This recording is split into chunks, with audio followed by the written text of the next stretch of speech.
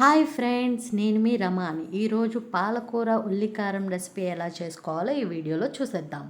ఒక కడాయి తీసుకొని అందులో ఆయిల్ హీట్ అయ్యాక ధనియాలు, జీలకర్ర, ఎండుమిర్చి వేసుకొని ఒక మిక్సీ గిన్నెలోకి అయితే తీసేసుకుందాం వేగిపోయిన తర్వాత. దాని తర్వాత ఒక స్పూన్ ఆఫ్ శనగపిండి అయితే నేను వేసుకుంటున్నాను. ఇలా మంచిగా మిక్సీ అయితే పట్టేసుకోవాలి. అదే గిన్నెలో మనం మళ్ళీ ఒక కప్ ఆఫ్ ఆనియన్స్ అనేది వేసుకోవాలి. వేసుకున్న తర్వాత ఇది మంచిగా మగ్గడానికి, ఫ్రై అవ్వడానికి నేను కొంచెం సాల్ట్ అయితే యూస్ చేసుకుంటున్నాను.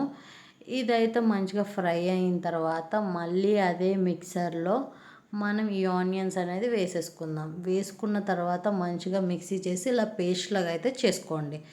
మళ్ళీ అదే కడాయిలో కొంచెం ఆయిల్ హీట్ చేసుకొని కొంచెం పోపులు, వెల్లుల్లి ముక్కలు అండ్ ఎండుమిర్చి కూడా నేను మళ్ళీ వేసుకొని ఇవి కొంచెం వేగాక ఆల్రెడీ మనం కట్ చేసుకున్న పాలకూర అయితే ఇందులో యాడ్ చేసుకుందాము.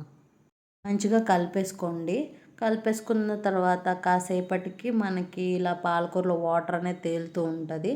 ఇందులో తగినంత పసుపు, తగినంత ఉప్పు అనేది యాడ్ చేసుకుంటున్నాను. నేను ఆల్రెడీ ఎండుమిర్చి యాడ్ చేశాను కాబట్టి కారం అయితే వేసుకోవట్లేదు. ఇందులో ఆల్రెడీ మనం మిక్సీ పట్టుకున్న పేస్ట్ అయితే ఇందులో యాడ్ చేసుకుంటున్నాను. యాడ్ చేసుకున్న తర్వాత మంచిగా దీన్ని బాగా మిక్స్ చేసుకోండి. మిక్స్ చేసుకొని కాసేపు అయితే ఉడకనివ్వండి.